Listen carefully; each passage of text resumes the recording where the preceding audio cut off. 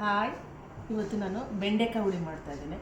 ಈ ಬೆಂಡೆಕಾಯಿ ಹುಳಿ ಅನ್ನಕ್ಕೆ ಮುದ್ದೆಗೆ ಎಲ್ಲ ಚೆನ್ನಾಗಿರ್ತದೆ. ನಾನು ಮುದ್ದೆಗೋಸ್ಕರ ಬೆಂಡೆಕಾಯಿ ಹುಳಿ ಮಾಡ್ತಾಯಿದ್ದೀನಿ. ಬೆಂಡೆಕಾಯಿ ಹುಳಿಯನ್ನು ಹೇಗೆ ಮಾಡೋದು ಅಂತ ನೋಡೋಣ. ಬೆಂಡೆಕಾಯಿ ಹುಳಿ ಮಾಡಲಿಕ್ಕೆ ಈ ಜವಾರಿ ಬೆಂಡೆಕಾಯಿ ಇದೆಯಲ್ಲ, ಇದನ್ನು ಒಂದು 1/4 kg ತೊಗೊಂಡಿದ್ದೇನೆ. ಈ ಥರ ಬೆಂಡೆಕಾಯಿನ ಈ ಥರನಾಗಿ ಕಟ್ ಮಾಡ್ಕೋಬೇಕು, ಇಷ್ಟಿಷ್ಟು ಪೀಸಾಗಿ ಕಟ್ ಮಾಡ್ಕೋಬೇಕು.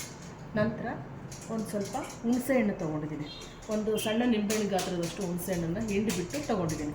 ನಂತರ ಒಂದು ಸ್ವಲ್ಪ ಬೆಲ್ಲ ತೊಗೊಂಡಿದ್ದೀನಿ. 1 ಟೇಬಲ್ ಸ್ಪೂನಷ್ಟು ಶೇಂಗಾ ಬೀಜ ಹುರಿದ್ಬಿಟ್ಟು ತೊಗೊಂಡಿದ್ದೀನಿ. ನಂತರ ಒಂದು 8ರಿಂದ 10 ಬೆಳ್ಳುಳ್ಳಿ ಹೆಸಲನ್ನು ತೊಗೊಂಡಿದ್ದೀನಿ. 4 ಮೆಣಸಿನಕಾಯಿ ಮತ್ತು ಒಂದು 8 ಕರಿಬೇವಿನ ಹೆಸಲು, 1 ಟೇಬಲ್ ಸ್ಪೂನಷ್ಟು ಹುರ್ಗಡ್ಲೆ ಪೌಡ್ರನ್ನು ತೊಗೊಂಡಿದ್ದೀನಿ. ನಂತರ 2 ಟೇಬಲ್ ಸ್ಪೂನಷ್ಟು ಹುಚ್ಚೆಳ್ಳು ಪೌಡ್ರು, ಗುರಾಳ್ ಪೌಡ್ರ್ ಅಂತ ಹೇಳ್ತೀವಲ್ಲ, ಅದನ್ನು ತೊಗೊಂಡಿದ್ದೀನಿ. ನಂತರ ಒಂದು 1/4 ಟೀ ಸ್ಪೂನಷ್ಟು ಜೀರಿಗೆ ಪುಡಿ. ನಂತರ ರುಚಿಗೆ ತಕ್ಕಷ್ಟು ಉಪ್ಪು.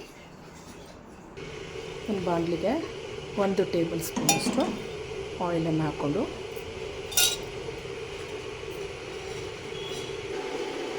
ಮಿಕ್ಸಿ ಜಾರ್ಗೆ ಹಸಿಮೆಣಸಿನಕಾಯಿ, ಕರಿಬೇವು ಮತ್ತು ಶೇಂಗಾ ಬೀಜ 1 ಟೇಬಲ್ ಸ್ಪೂನು, ಬೆಳ್ಳುಳ್ಳಿ, ಬೆಲ್ಲ, ಇದು ಹುರಿದ್ಬಿಟ್ಟು ಪುಡಿ ಮಾಡಿರೋದು 1/4 ಟೀ ಸ್ಪೂನ್ ಜೀರಿಗೆ ಪುಡಿ. ನಂತರ ಹುಚ್ಚೆಳ್ಳು ಪೌಡ್ರು. ನಂತರ 1 ಟೀ ಸ್ಪೂನಷ್ಟು ಹುರ್ಗಡ್ಲೆ ಪೌಡ್ರು, ಸ್ವಲ್ಪ ಕೊತ್ತಂಬರಿ, ಹುಣಸೆಹಣ್ಣು, ರುಚಿಗೆ ತಕ್ಕಷ್ಟು ಉಪ್ಪು. ಇದೆಲ್ಲ ಹಾಕಿ ನಾನು ಮಿಕ್ಸಿ ಮಾಡ್ಕೊಳ್ತಾಯಿದ್ದೀನಿ.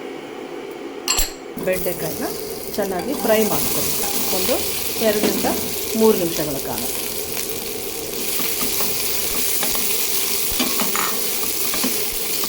ಈಗ 4 ನಿಮಿಷ ಆಗಿದೆ. ಬೆಂಡೆಕಾಯಿ ಚೆನ್ನಾಗಿ ಫ್ರೈ ಆಗಿದೆ. ಈಗ ಇದನಿಗೆ ನಾನು ಸ್ಟವ್ ಆಫ್ ಮಾಡಿ ಒಂದು ಪ್ಲೇಟಿಗೆ ತಕ್ಕೊಳ್ತಾ ಇದ್ದೀನಿ. 1 ಟೇಬಲ್ ಸ್ಪೂನಷ್ಟು ಎಣ್ಣೆಯನ್ನು ಹಾಕ್ಕೊಳ್ತಾ ಇದ್ದೀನಿ. ಆ ಬೆಂಡೆಕಾಯಿನ ತಣ್ಣಗೆ ಹಾಕ್ಲಿಕ್ಕೆ ಇಟ್ಟಿದ್ದೀನಿ. ಸಾಸಿವೆ, ಜೀರಿಗೆ, ಉದ್ದಿನಬೇಳೆ ಎಲ್ಲ ಹಾಕ್ಕೊಳ್ತಾ ಇದ್ದೀನಿ.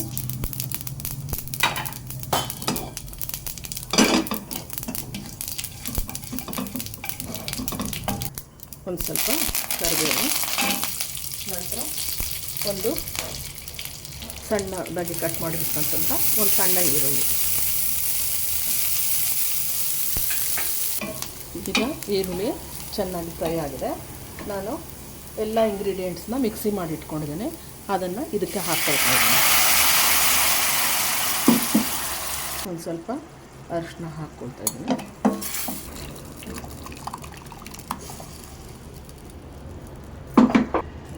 ಈಗ ಮಿಕ್ಸಿ ತೊಳೆದಿರೋದ್ರಿಂದ ಸ್ವಲ್ಪ ನೀರನ್ನು ಹಾಕ್ಕೊಳ್ತಾ ಇದ್ದೀನಿ.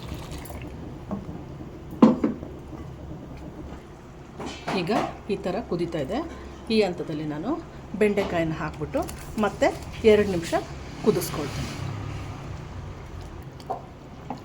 ಈಗ ಇದು ಬೆಂದ ಆಗಿದೆ. ಬೆಂಡೆಕಾಯಿ ಚೆನ್ನಾಗಿ ಬೆಂದಿದೆ. 2 ನಿಮಿಷ ಆಗಿದೆ.